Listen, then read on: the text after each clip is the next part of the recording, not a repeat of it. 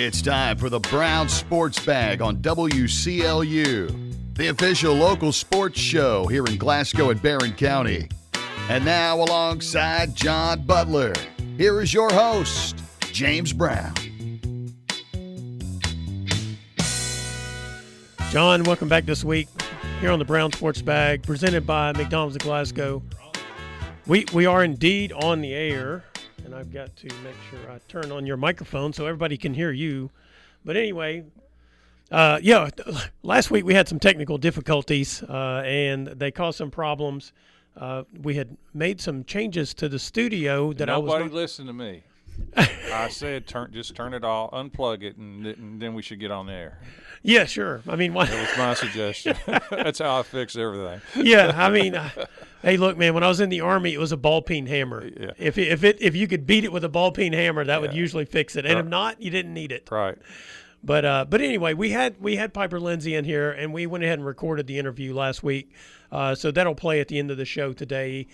The high school basketball season tips off tonight, but none of our teams are playing until tomorrow. So what we discussed with Piper is still relevant.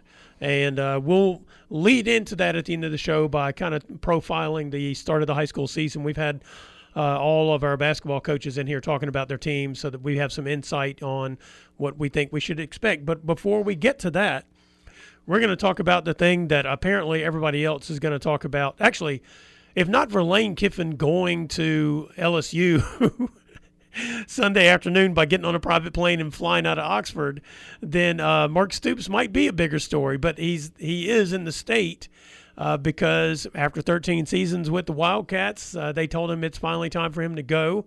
A few weeks ago on this show, we were discussing this fact, John, that he may have once again accidentally saved his job by finding a quarterback that seemed to be playing really well. But then the last two games, the offense was atrocious. And then on Saturday, they just did not compete against Louisville, a Louisville team missing their 3 scholarship running backs, their number 1 wide receiver. And some people had some questions about Louisville coming into the game. Honestly, they had not played as well in the last few games, but they absolutely just killed the Wildcats. And I guess 41-0. Yeah, after watching that, the brass at Kentucky said, "No, we've seen enough." If you're on shaky ground as a coach, and you get embarrassed and lose to your rival, that's normally enough. Yeah. That normally is the one that people will go berserk and make an irrational decision or whatever, and they'll get rid of you. Mm-hmm. And they had won the 2 prior, then going into Vanderbilt, and Vanderbilt's really good. Yeah. And Vanderbilt handily beat Kentucky. And then Louisville, who had lost 3 straight. Right. And was just barely could. I mean, they didn't even start a scholarship running back. But they did get their quarterback back, Miller Moss. Yeah. And Jeff Brom, as I've said 1,000 times, he's a top 10 coach in the country. Tremendous play caller. He had them ready to go, and it was 41-0, and it was a total domination. Louisville had 2 running backs that rushed for over 100 yards. One was a walk-on whose last game was last year in the playoffs, was the last time he's played. He was a walk-on from, I think, Ashland. Yeah. And the other one was a converted wide receiver. They didn't have enough running backs, so they converted him over. Yeah. And it was I was shocked, to be honest with you. I thought Kentucky had a legitimate shot of winning. Mm-hmm.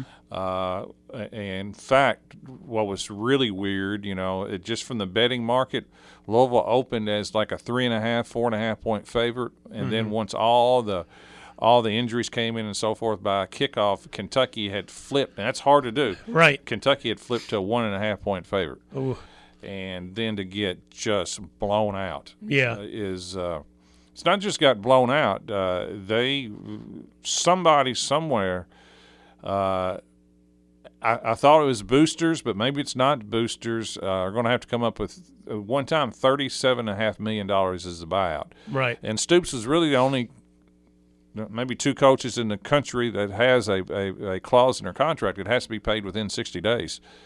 And it's my understanding they've got something worked out. And I think the last I had read is the university.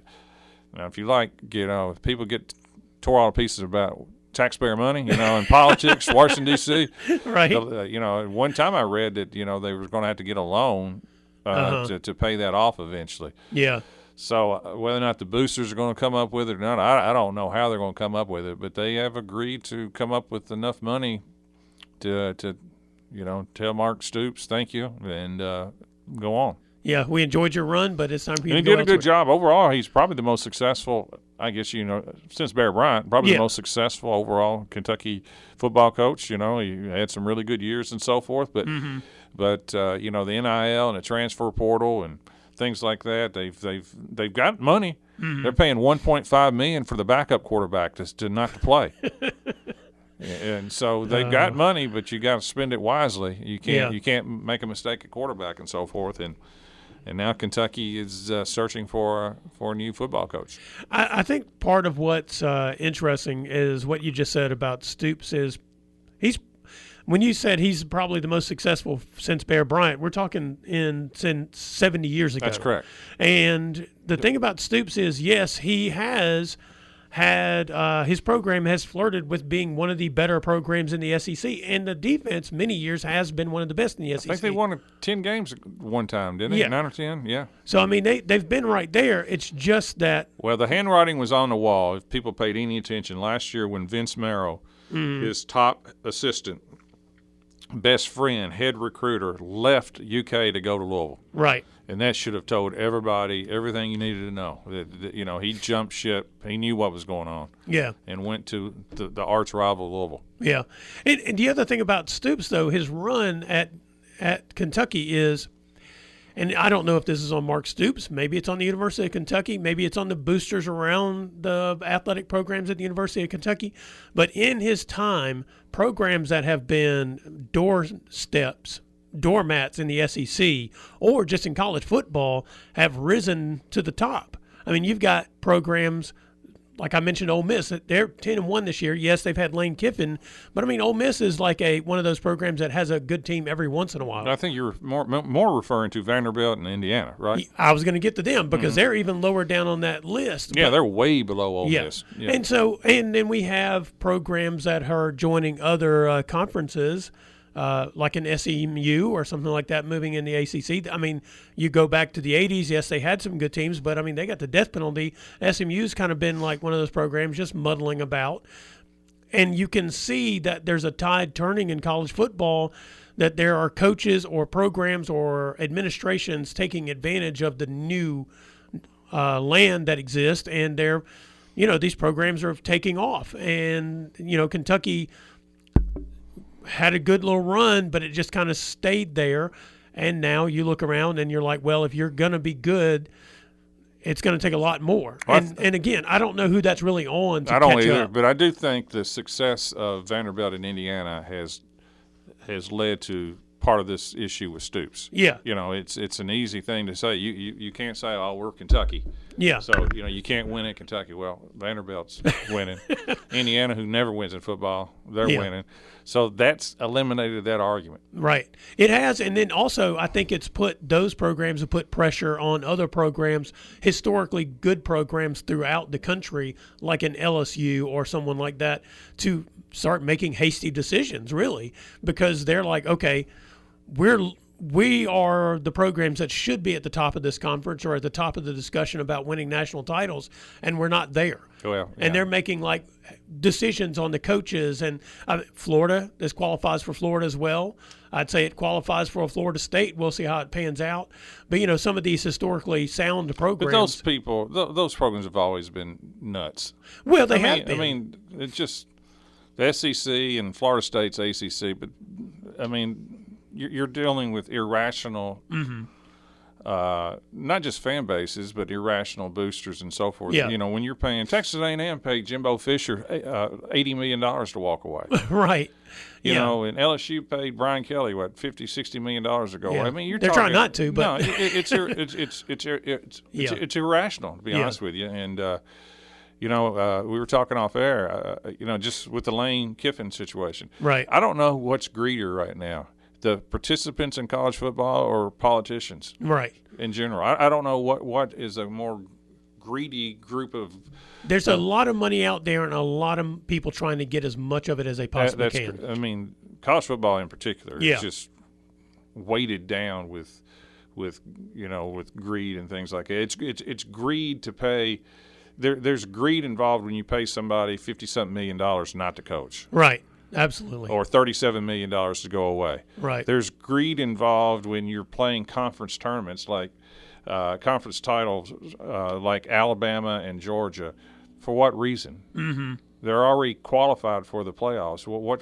You actually hurt Indiana and Ohio State. Why are they really playing? Yeah. It doesn't benefit either team. Right. So I'm saying these conference titles ought to just go away. You shouldn't even have those now. You just invite the best 16 and move on.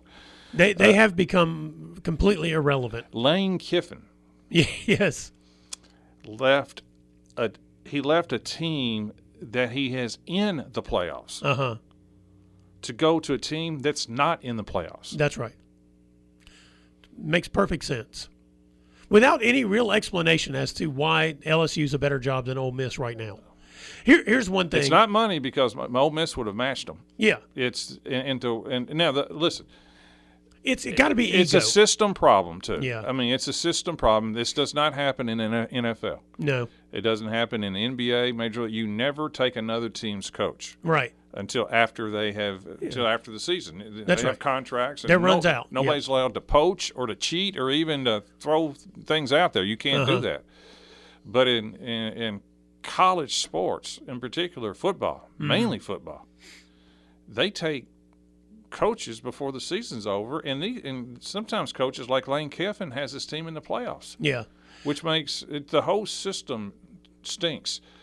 And people are defending Lane Kiffin like, what's he supposed to do? He's supposed to stay at Ole Miss and finish the job. That's right. That's what he's supposed to do. That's what he's really supposed to do. Let's just correct. be honest. And then, once the season's over, he wants to just walk away and find another job or sit out a year, and then, you can be a free agent.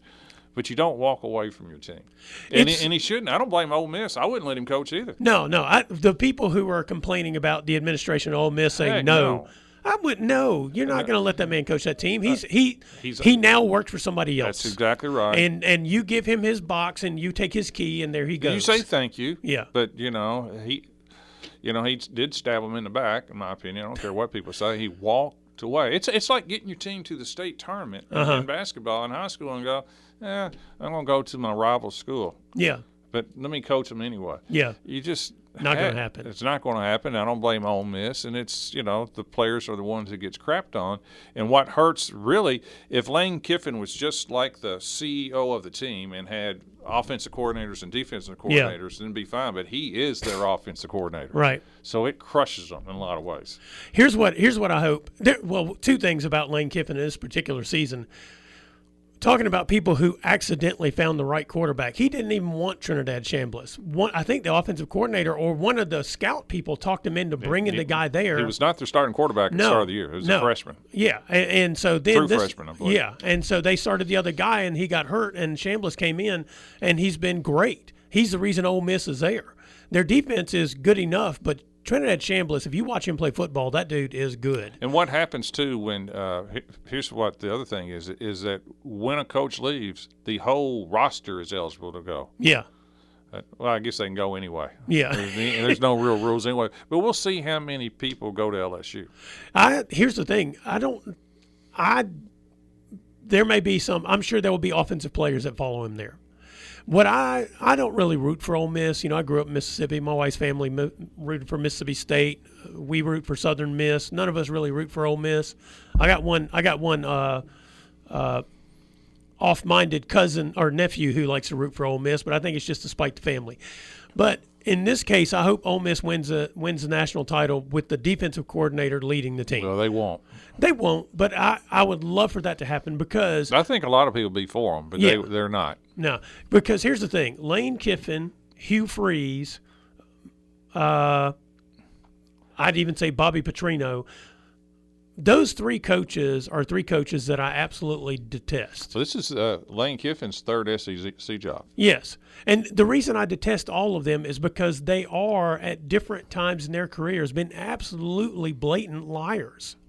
He didn't lie on this one, though. No, but he did not lie. He didn't lie at Tennessee either. He just left. Yeah. He just vanished in the middle of the night, so to speak. No, he didn't lie about this one. No. And he's right. The system is bad. He talked about how bad the transfer portal was, too. Yeah. I mean, he was going to take advantage of it, but he said he's been outspoken against it the whole time. Yeah. And the system is bad. It doesn't mean that you have to go along with it, though. No.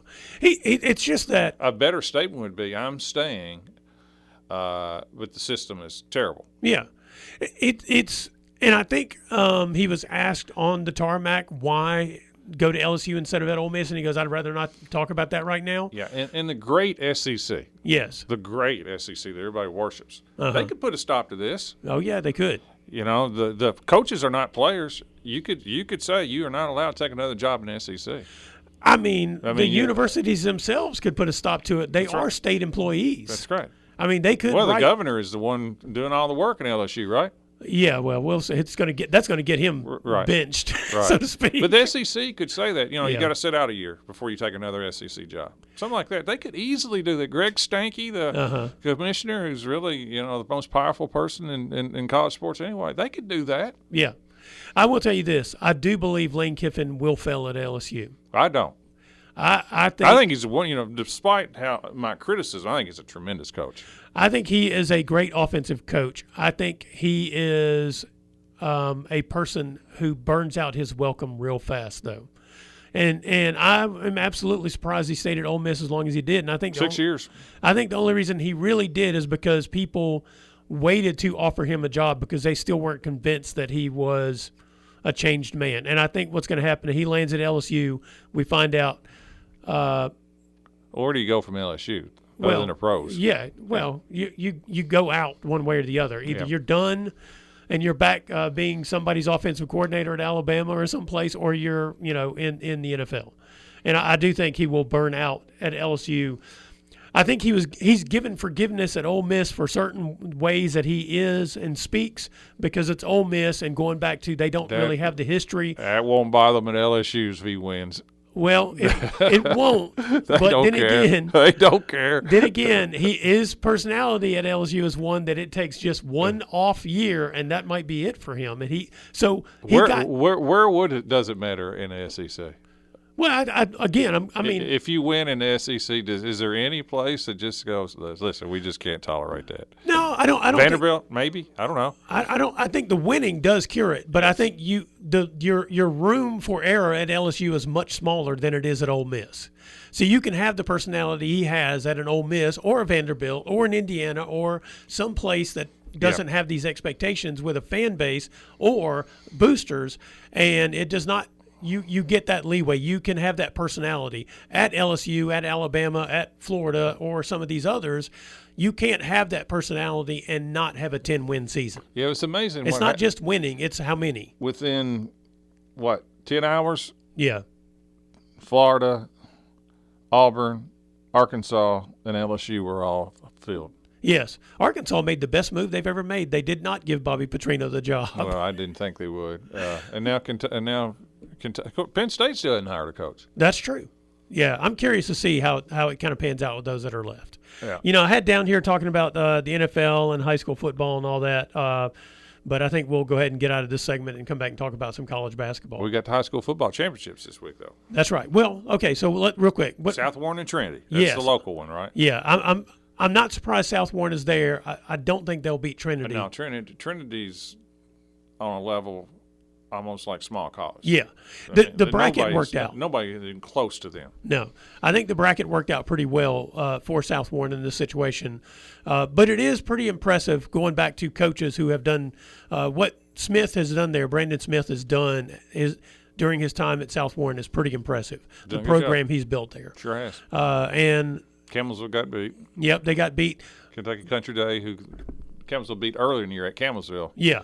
Didn't beat them at Kentucky Country Day. Now that is something in the playoffs with the RPI they need to fix. If there's a head-to-head and the team has won the head-to-head, even if, like in this case, Campbellsville and Kentucky Country Day had the higher RPI, but they had lost to Campbellsville in the regular season.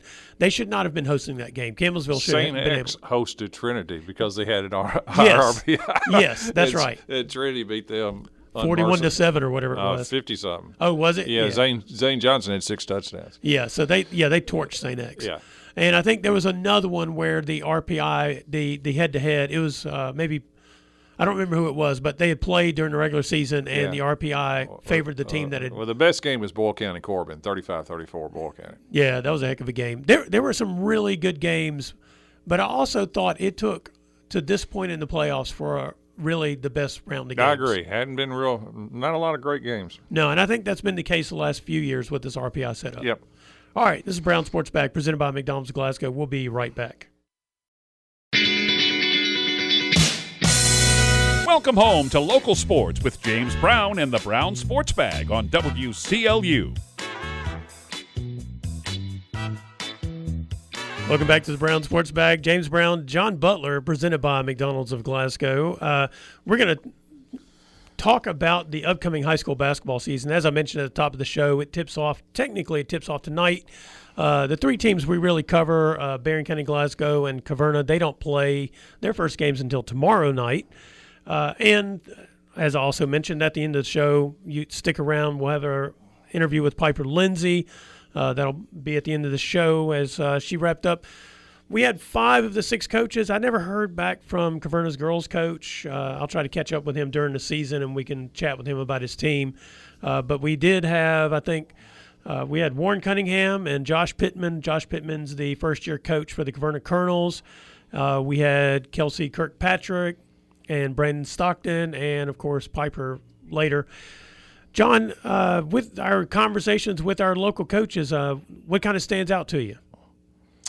Well, I think let's take girls. All right. I think Barren is the number 1 team in the region. Yeah. With the amount of players back and the graduation of the key players from Franklin, I think I think Barren will be the number 1. They'll be the favorite. I think Metcalf is probably 2. Depending on Josie Allen's recovery from her knee injury. I mean, they returned 4 out of their 5 starters. They lost some really good players who was around forever. Cassidy London, yeah, but still, when you return 4 out of your 5, you're for real. Right. And I think those are the 2 top teams. I think Cumberland is going to have a good team. Yeah.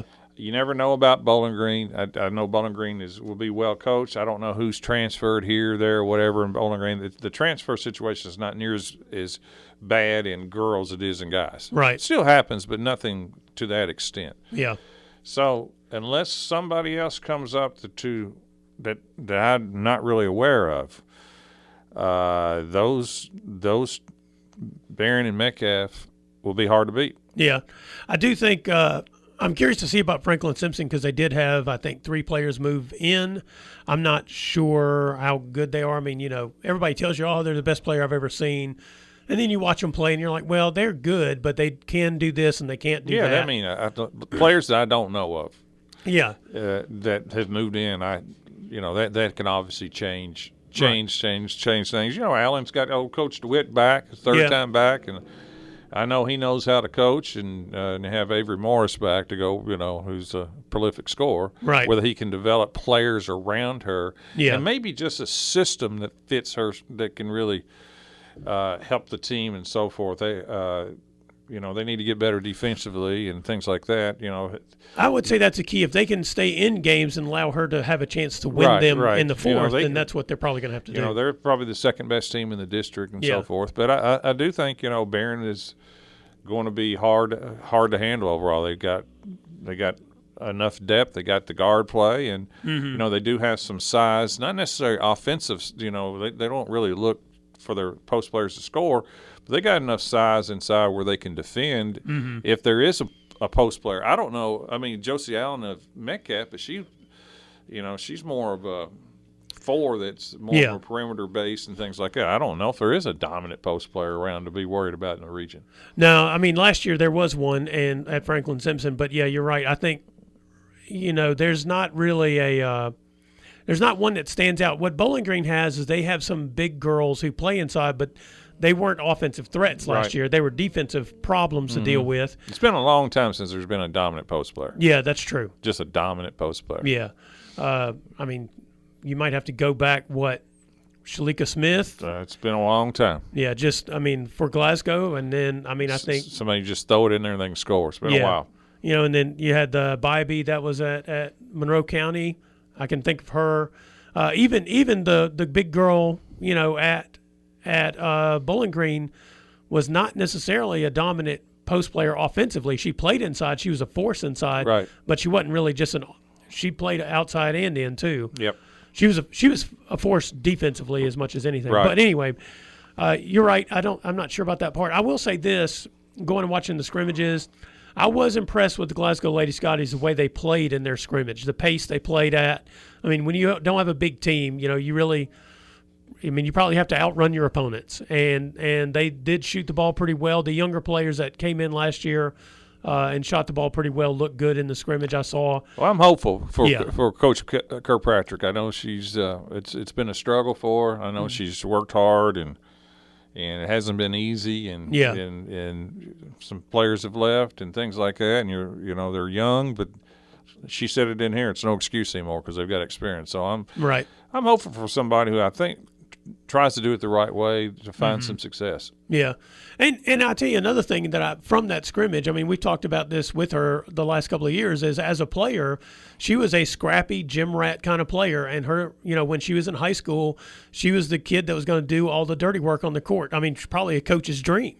And her team wasn't really reflecting her personality, I didn't think, the last couple of years. But when I saw them in that scrimmage, I thought they looked more like the kind of team I thought she would be coaching. Good. They were, getting after the loose balls, getting on the floor, playing defense, nitty-gritty the whole way. That's what if you're going to be small, listen, I've always said this for a team, if you're coaching a team, you got to be good at something. Right. If you're bad if you can't shoot, you can't handle the ball, you can't defend, can't rebound, then you're it's over with. So you got to be good at something. Yeah. And it's whether it's shooting, whether it's we're going to be the toughest, scrappiest team on the floor or whatever, you got to find some strength and build on that. Yeah. So I was pretty impressed with that. Now on the boys' side, it's Warren Central is clearly just out of the gates the number one team in the region. Yeah, and again, it's a team. It's Warren Central is becoming more and more like this every year too. A lot of new. Yeah, just transfers. The best kid from Warren East went there. Yeah, and it's a roster that whatever they end with, it's going to be different. Right. And I'm sure it's if I was coaching the fourth region, it'd be frustrating to say the least. But it's Bowling Green lost a lot of players, but I'm sure they'll be top 3 or 4. Yeah, I think Clinton has the most returning players that you can identify. They lost the young kid who was like 6'6". Yeah, but they still have a lot of their 4 other starters are back. Right. So they will be formidable, but it's Warren Central and probably a pretty big gap right now. Yeah, I think I think Clinton County was number 2 in this preseason poll that I participate in with the Bowling Green Daily News, and I think yes, they have 4 of their starting 5 back, but I think they're going to miss that big kid. They will miss him. He was a difference maker both offensively and defensively for them, and it's hard to replace because he was also mobile. Yeah, he was. He could get up and down the floor and that kind of stuff. Yeah, so I agree. He wasn't just a big lug inside. No, he wasn't. So, it's really Central, and then you can put some more. I think Barren will be pretty solid this year. I really do. They've got young guards, sophomore guards. We kind of said that 3 or 4 years ago when they threw out Bree Bewley and Tate Spillman as young sophomore guards. Kind of the similar situation. They got young guards, but they do have good size. Mm-hmm. Kate Hardy is another guard. He's not young. He's a senior, but Warren generally will play 3 guards. And so you got Cade back with some experience, and then they got good size, 6'7" on the inside, some 6'3", 6'4" kids and so forth. So their size should I think Warren's going to try to utilize it. If you're going to be big, you got to use them as big. Yeah. I've never been a big fan of having a big team and then taking them out where I can match up with other people. Have them match up with you. That's right. Because generally when you take those out and you put others guards to match up with the other team's guards, your guards are generally not as good.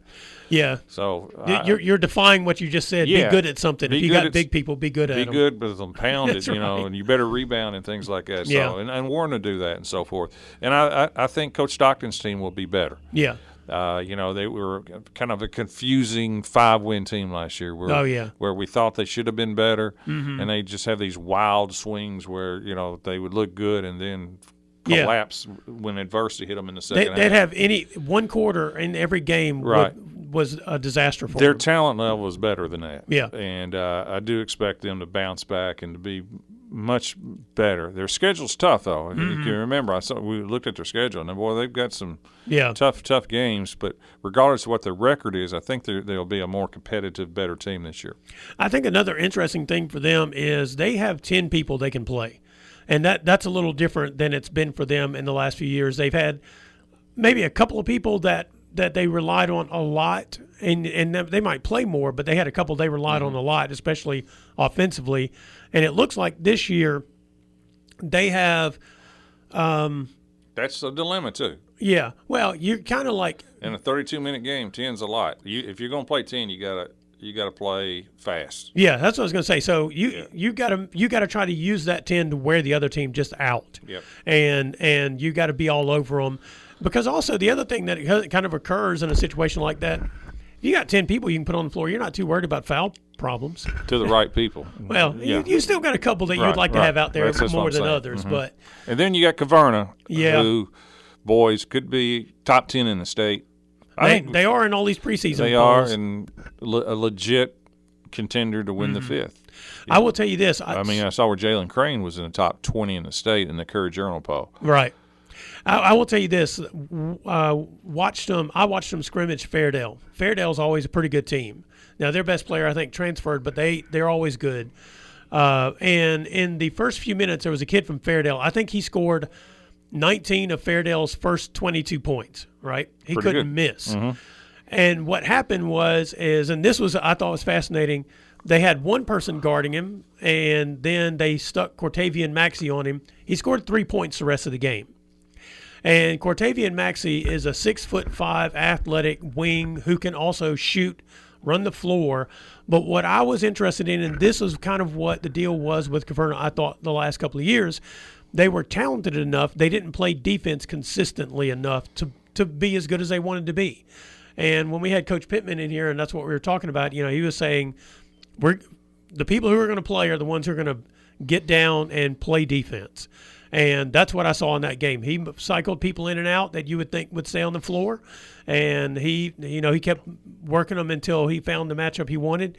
And when they pulled away in the fourth quarter, despite all the talk about adding the dudes from other schools, the four people who made the biggest impact at the end of that game were the twins, Kenyon Martin, Tyson Martin, Cortavian Maxey, who I think hit 3 threes, and Jalen Crane was not called upon to dominate the game. And so in the fourth quarter, he had fresh legs and could do what he needed to do. And I think that's the key to what they're able to do this year, if they go as far as these preseason polls say they could, is they have enough depth now that they can really kind of play differently. Right. And, you go back to last year, they basically had 5 players. And I think that caught up with them certainly in the regional tournament with some foul trouble. And I think the year before that, it was the same situation. They just really didn't have enough people. And now they have enough people to really Jalen doesn't have to carry the game the whole time. They've got people who can do other things. And I think that's the key this year, John. Well, it should be a fun year for them. A lot of, sometimes dealing with preseason hype that adds pressure. Yeah. But they certainly have the talent, and I think they have the coaching too, to put themselves in a real good position this year. Yep, that's right. All right. Anything else on the high school basketball? No, it's here. Yeah. Tomorrow night I'll be at the Green Barren game. To watch the Dragons roll in town, and I'm doing the game with Jay Friday night at E-Town, Barren and E-Town. All right. Well, good. We get to hear you with these games. All right. It's the Brown Sports Bag presented by McDonald's of Glasgow. We'll be right back. This is the Brown Sports Bag with James Brown on WCLU.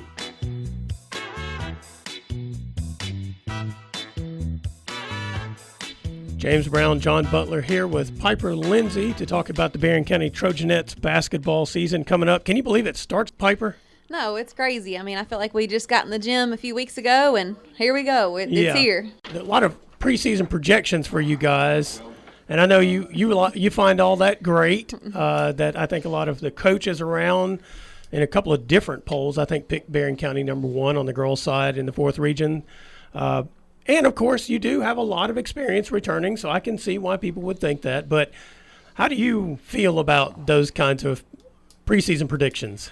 That's one thing we really don't even look at or talk about because, I mean, we spend a lot of time just, it's not where you start, it's where you finish. Mm-hmm. And, we want to be playing our best ball in February, and where we are in December really doesn't matter. It's really no indication on how you end up. But, yeah, it's great. I'm glad people think that. But but like I said, it's all about how you are in February and March. Yeah. John?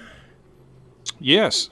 I agree. I hated the few times that we were rated that way. I always like to be rated 2, 3, or 4, but I don't think it is what it is. It's the 2 most returning players from last year, and that's what everybody goes by. Yeah, is Metcalf and Barren, just players that are coming back and so forth. So that doesn't surprise me. So you just have to go out there and play. And she's right. It's not who's ranked right now, it's what it's going to be like in March. And I think, Piper, you do like your team. You do have I always judge it the first thing I always look for in a team is, do you have guards? Mm-hmm. Because eventually, you're going to have to handle ball pressure and defense, and you got to have the guards to do that. And I do think you have some really good returning guards coming back. Yeah, we really do like our team. Of course, like you said, we did graduate the 2 Katies, Katie Elmore and Katie Geralds, and 2 very versatile players. Right. And so 2 kids we're going to have to find a way to replace, I guess. But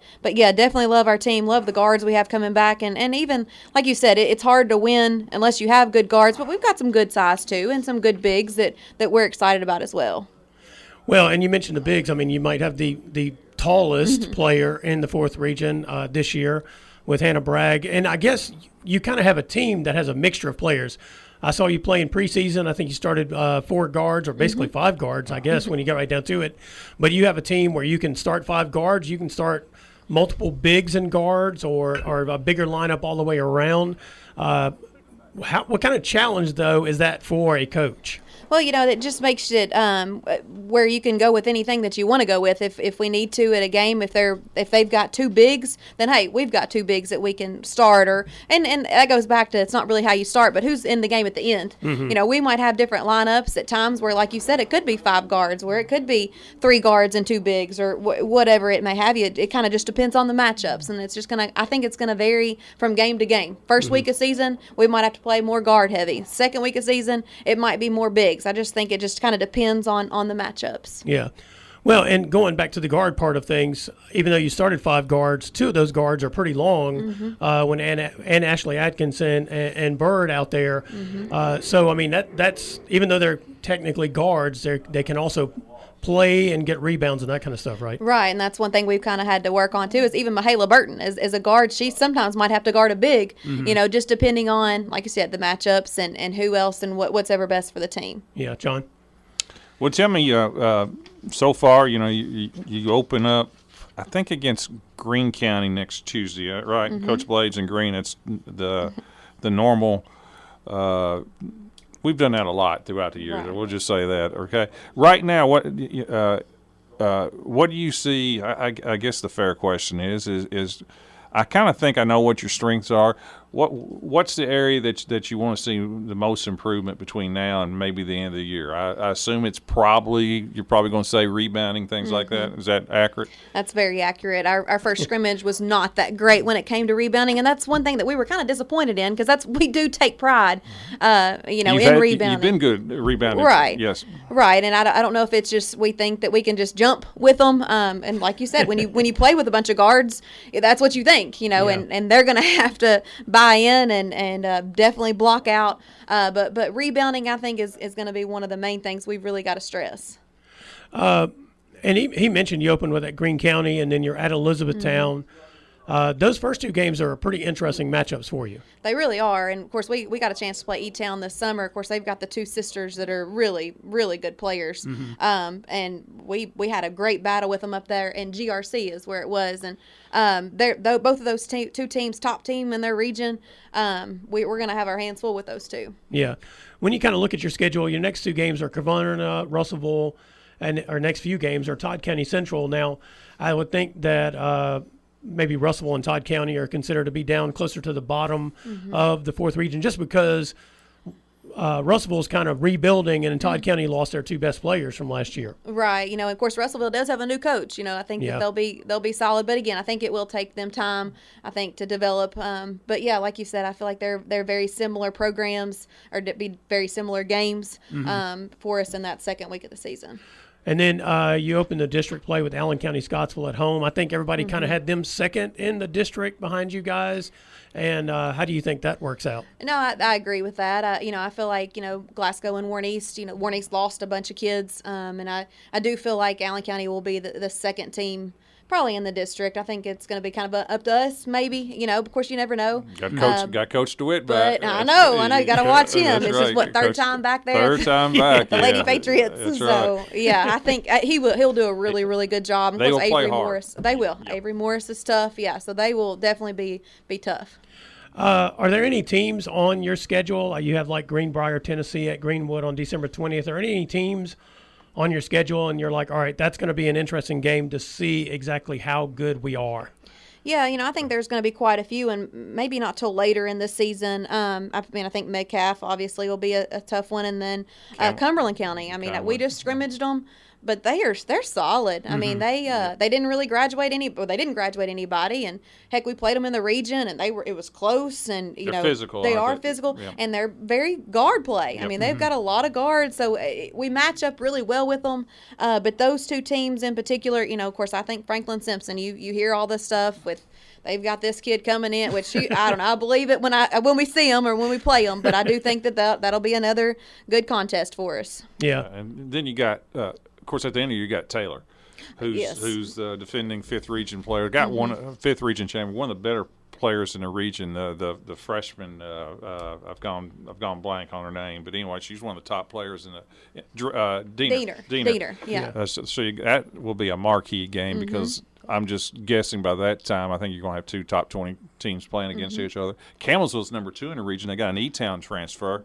They're going to be pretty good. Didn't know that. Yes, they do. They got a transfer from E-Town, a post player to go with their guards. So those 2 teams will be a challenge as well. But it's a good balanced schedule. You got Central Hardin. Davies County has got a good team on there as well. So it's a schedule there that I know what you want to do. You want to consistently get better as the year goes on. Go ahead. I was just going to say, I feel like it's got a good combination of, some teams that may not be very competitive, where you can really work on some things and still get better by playing those teams. But then I feel like we're more overloaded this year with teams that are going to be more competitive, which that's what you want. That's a schedule that you want. You're not really worried about you want to win 20 games. That's always a goal. But it like I said, doesn't really matter where you start. It's how we're playing, in February against those top teams. So real quick, we've mentioned, your guards. You have Mahalia Burton, Addie Slagle, and, Addison McFall was the other guard that started in that scrimmage. But I guess, and to go along with Hannah Bragg, of course, you've got Riley Wilson coming back, who's an inside player. Are there any other players that you're looking at, other than Shelby Bird as well, that you think could make a step up for you this year? I think we've been really impressed with Alexis Cannon, and she's got length. She's very similar, I kind of compare her to Ashley Atkinson, very just length, and she can shoot it well. She can handle it a little bit. She's kind of been one, I feel like, that's kind of stuck out a little bit. Hannah Wilson, she just is one of those that comes in and she'll give you any kind of effort and defensively and just plays hard. But, and I do want to mention, Riley Wilson a little bit more too. She's very physical, and that's one thing I think that's maybe will get her minutes, but she just comes in there and she's hard-nosed. She rebounds the ball. That she actually wasn't there at our scrimmage against Cumberland County the other night, so I think she will make a big difference for us. Yeah, and I guess obviously the ambition, I guess, every year is you are always in contention to win a region, so that has to be one of the ambitions of the program. But with the number of players you have back, what kind of I guess, dreams do the players have you guys kind of talked about and they've set for themselves? Yeah, I feel like it's just the standard every year. Our expectation is, we want to win district. We want to win region. We want to go play at Rupp. Those are kind of the things that we talk about, that we strive for day in and day out. And, like you said, we want to get better every day. I feel like, our practices are intense. We've got at least 10, 11 kids that we can go 5-on-5 and it's competitive and it's, it's not really lopsided when we go even teams. So, I think that's a positive. Again, we just want to get better every day and be playing our best come February. Going back to the Cumberland County, Metcalfe County, and maybe even Franklin Simpson, one of the things that I have talked to people about is the fact that you do have enough players that can compete against each other in practice, that you guys might be tougher against each other than some of the opponents are going to be on you. And I think sometimes when people are rating things and thinking about things, they don't really think about that aspect of it, of how intense your practices can be if you've got 10 players who can really go against each other. All right, and that's one thing we've kind of talked about is we wanted to make practices harder than the games. So when we get to the games, I'm not saying it's not going to be hard, but they're a little easier, than some of our practices are. Just today we were doing a ball handling drill, and they were just like, golly, I'm going to be worn out, because we were thinking about doing that before a game. They're like, I'm going to be worn out before the game, come and do this. But no, yeah, like you said, I think our practices will help us out, and just that intensity of it and going against each other. It's when you have to guard Shelby Bird every day, you're going to get better. Yeah. And so that's positive for us. Yeah, John, you got anything else? Yeah, just talk about your Christmas tournament. I think it's South Warren. Is that right? Yes, we're going to stay local this year and just go over to South Warren, but some good teams. I feel like you said, with Davis County and Central Hardin. I think Christian County's over there as well. Franklin Simpson actually is in that tournament. So yeah, we're going to stay local and play at South Warren. All right. Well, thanks a lot, Piper, for joining us here on the Brown Sports Bag, presented by McDonald's of Glasgow. You've been listening to the Brown Sports Bag on WCLU. Be sure to join James and John again next Monday at 4 for another edition of the Brown Sports Bag.